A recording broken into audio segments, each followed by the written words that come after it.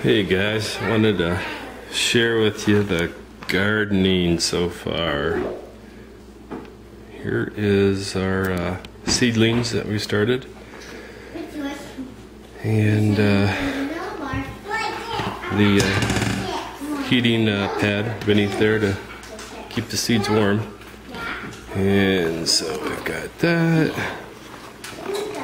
Oh, and here's the compost bucket with all the compost in it. Oh, she's pretty full. We better take her out on our way.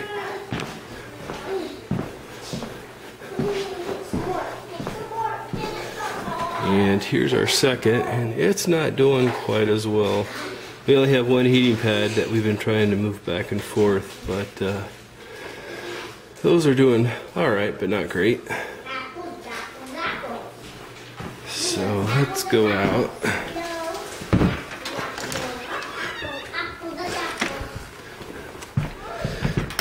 Probably hear my kids and wife chattering in the background.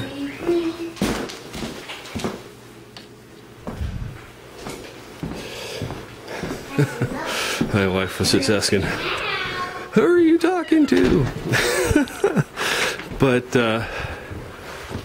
I was gonna go for my therapy walk this morning, and thought I'd show you our gardening progress so far this year and what we're doing. So, alright, here we are in the south side of the house, and this is our Lifetime Products composter. And it's Montana, so we're not real high yet on heat. So as you can see, we've got our hay in there. That's the dry, and you need to have about a 10-to-1 mixture of dry and moist or wet product. And you can see there's old coffee grounds and eggshells and all kinds of goodness in there. And so, one second here, I can't dump the bucket two-handed, so I'm going to pause this and I'll pick back up with you guys just a sec.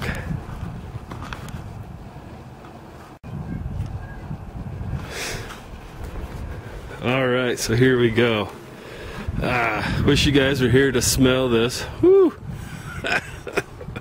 So here is the compost bucket, and this is just trying to get turned so the sun will get it there. But keep it in the kitchen, and whenever we have stuff that can go in the compost, we throw it in there. So there you are, and that's just a regular Lowe's 5-gallon bucket with a Gamma seal lid on it. And I talked about both of those in my long-term food storage video, so you can check that out. And here is what we just dumped in there. Some flowers, eggshells, some free fruit that we got. It was given to us, banana peels, eggshells. What else got? Oh, just all kinds of goodness in there. Potato peels, that's what I was trying to think of. Hey guys, you may notice as you're watching my videos that I'll have times where I'm trying to think of something and I just go, yeah, that's my medications I'm on, and sorry, there's nothing I can do about that right now, but just letting you know. So, and the way this Lifetime composter works is over here on the side, you pull this handle out, and then it's got a little catch where it stays and it gets out of your way, and then you turn it, and this is what creates the aeration, adding the oxygen to it. And you tumble it. I usually try to do it about 20 times. Lifetime actually gives you a pretty decent instructional CD on what things are good for compost and what things aren't. And so if you're thinking about maybe getting one of these, we bought this composter at Costco. I was trying to think. They had them on sale in the spring, early spring, and so we went ahead and picked one up. We've had one in the past in different places, not this brand, but we've had composters in the past. And so we got quite a bit of stuff in here, so she's getting a little heavy to turn. But I'll let you see what it looks like now in case you guys have never had one of these composters before. So you can see it's all mixed up in there with that hay, and as it heats up out here on the south side of the house during midday, it'll continue to break down the hay, and it'll turn into a nice dark compost. And so there we are. Yeah, I think I'm going to leave the compost bucket out here in the sun so it can dry out a little bit. It's pretty nasty today. But that's the important thing of getting one of those Gamma Seal lids on your compost bucket. Then you don't have to smell it. Those lids actually work pretty well on them. So just going to walk you out to our garden plot this year.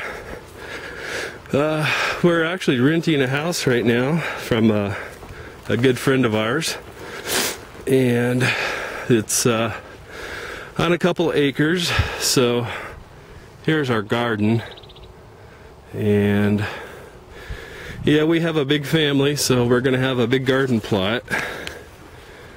And which kind of brings me into something else I wanted to talk to you guys about today, and that is just because you have tools doesn't make you a tradesman.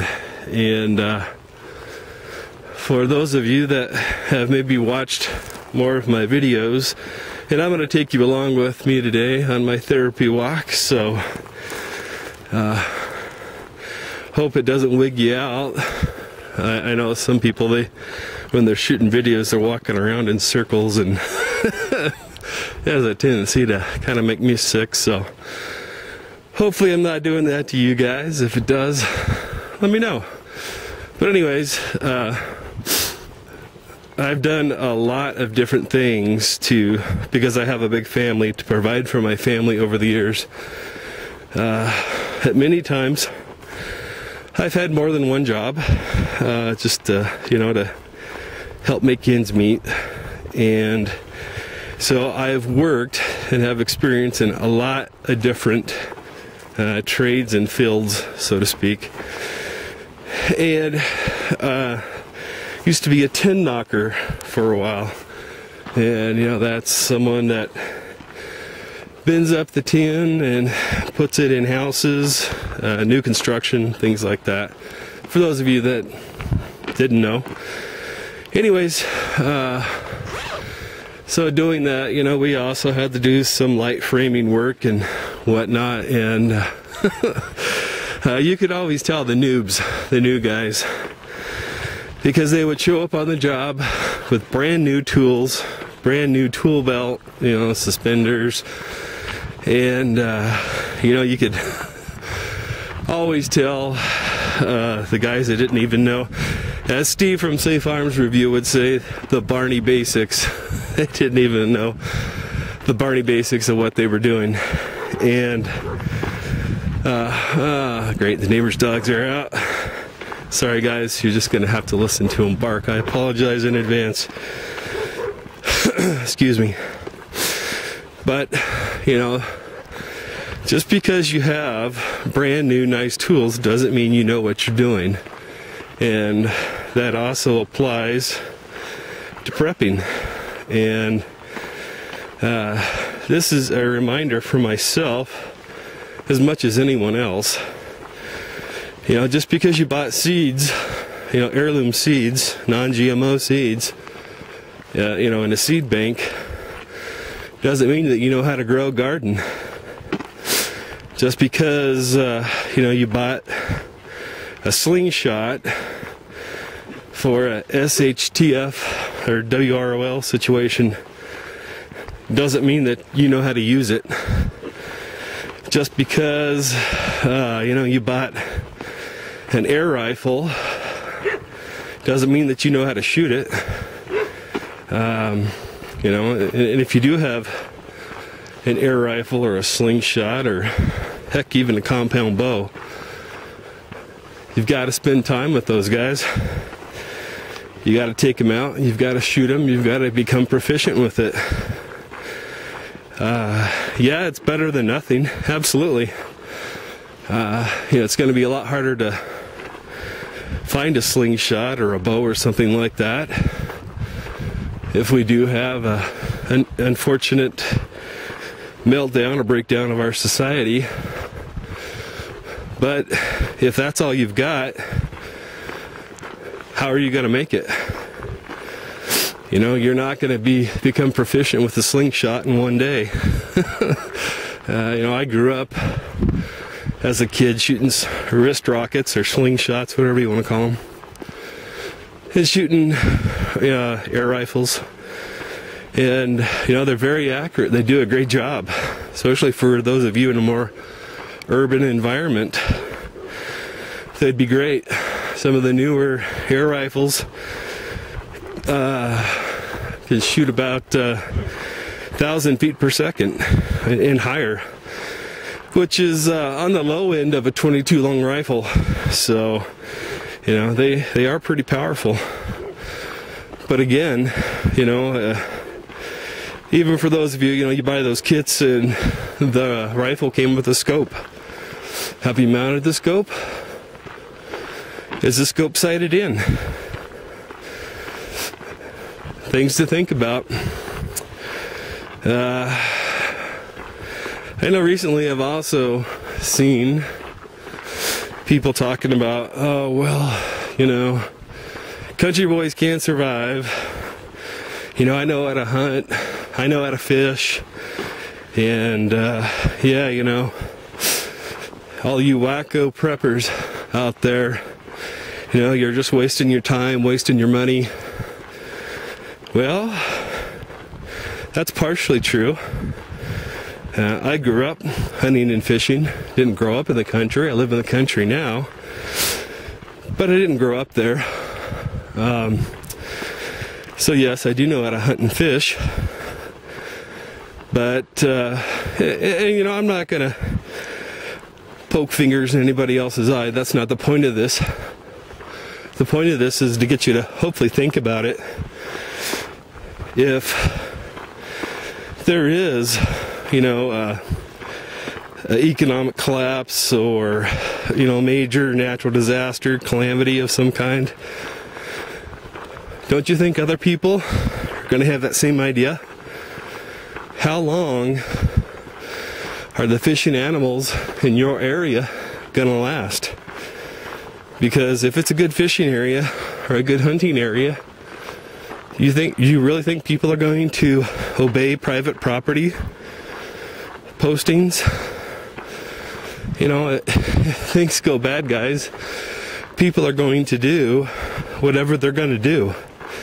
People will justify their actions in the name of providing for their families. And, unfortunately, there's a segment of the prepping community out there, if you want to call them that, survivalists, with the idea that, hey, all I need is guns and ammo, because if the defecation never hits the oscillation, I'm just going to go out and I'm going to take whatever I need. And yeah, in a Rambo kind of way, I guess I can kind of understand that. But you're only going to be successful doing that for so long. Sooner or later, you're going to come across someone that not only has food, but they're going to have guns and ammo. And, worse than that, you might come across a community of people that have all banded together. And, you may store up a hornet's nest, so to speak, because you're not just messing with one family, you're messing with maybe as many as 10 to 20 families. And so, you know, the point in sharing that with you is that if that's your plan, you know, I think all of us, you know, that I guess I would say being a responsible prepper, not that I think of myself any more highly than anyone else, and I'm sure someone's going to make that assumption because I said that, but that's fine. I can live with that.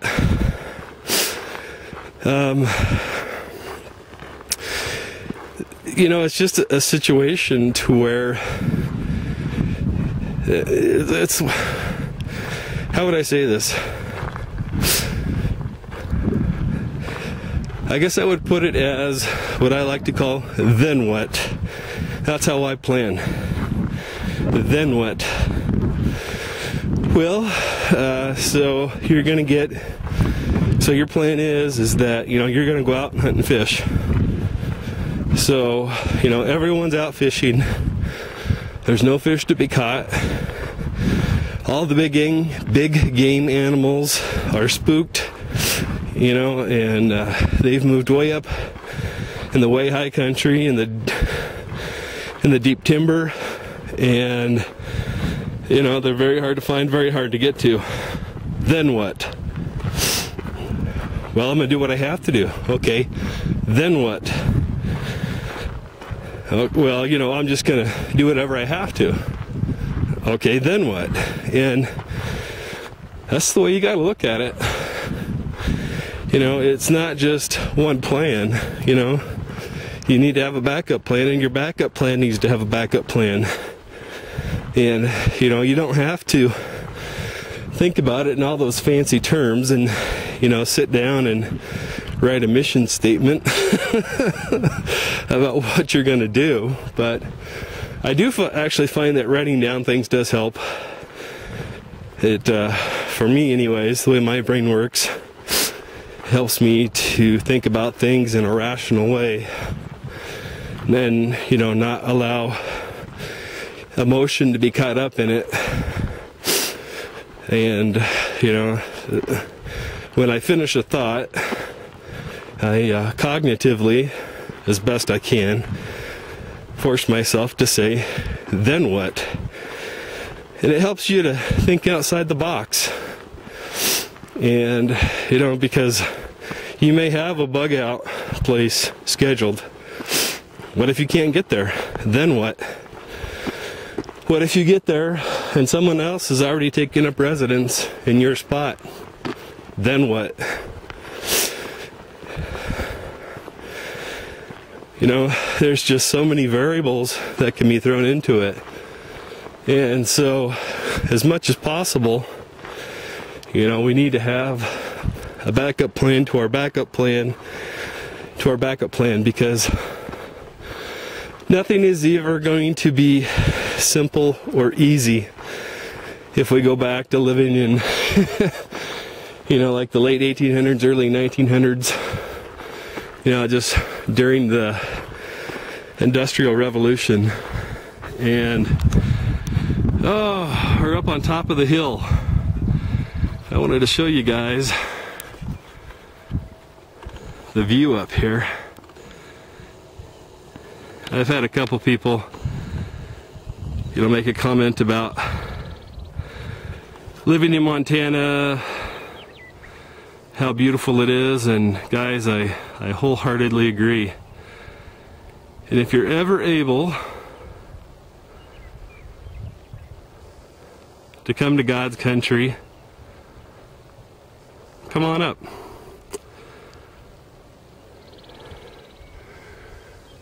What you're looking at right there, those are the Bridger Mountains.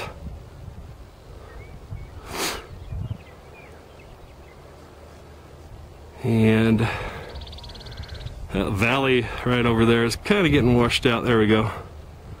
That valley over there leads to Livingston, Montana.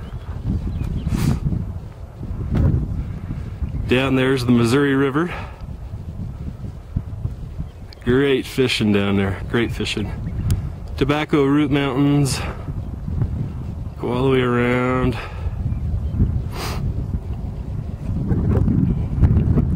Sorry, I'm trying to hold the camera steady. With it zoomed in, it's hard to hold it steady.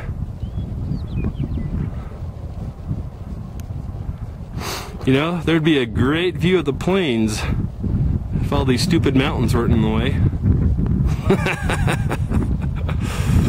And there's a valley over there, and then over here, this is that way is pointed east, or excuse me, west rather, west towards Butte, Montana. And the Continental Divide is right up there. And it seems kind of funny.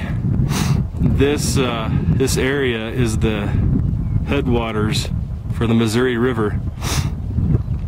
And the river actually runs north at its headwaters, so it's pretty cool, I think, anyways. And it's just beautiful up here. Looking at God's creation. Guys, that's pretty much it for today. I just wanted to take you along. I've never done this before, doing the drive and talk, or walk and talk, but wanted to bring you along for the ride today. And you know, just to reiterate what I was saying, you know, whatever tools you've got that you're using for your planning, you need to make sure that you actually know how to use them. If somewhere in the back of your mind you're planning on going out hunting and fishing to provide for your family, it'd be a good idea to start doing that now. There's a learning curve, guys. You're not gonna just walk out and shoot a deer. Not once everyone else is doing it. People aren't gonna respect private property. They're going to do what they have to do to provide for their family. Just because you have a wrist rocket doesn't mean you know how to use it. Just because you have a shotgun doesn't mean you know how to use it. You know, get out to the range, practice, practice, practice. Alright guys, thanks for joining me today. I appreciate it. God bless you all. Hope you're having a great day. Better than that, instead of saying have a great day, one of my favorite motivational sayings is make it a great day. Your day is what you make of it. It's not anyone else's fault if you have a good day or a bad day. Life is 10% what happens to you and 90% how you respond to it. Alright guys, I'm out.